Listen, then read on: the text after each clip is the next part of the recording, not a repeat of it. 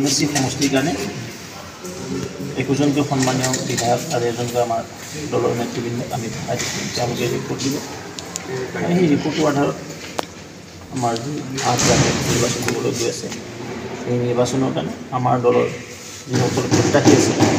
প্ৰাৰ্থিত প্ৰত্যাশী তেওঁলোক নমিনেট কৰা কেইটাত আছে আজি বৈঠক আছে কেতিয়া আছে বৈঠক আজি বৈঠকখন ইভিনিঙত বিএল সাহেবজি উপস্থিত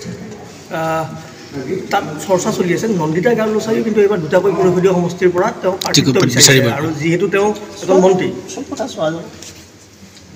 এপ্লাই কৰাটো সকলোৰে অধিকাৰ আছে কিন্তু মন্ত্ৰী হৈ তেওঁ মন্ত্ৰী হ'লেও পাৰে ক'ৰবাত লিখা আছে যে মন্ত্ৰী হ'লে নোৱাৰে পাৰে দলে কি বিবেচনা কৰে আমাৰ নেতৃত্ব আমি কি বিবেচনা কৰোঁ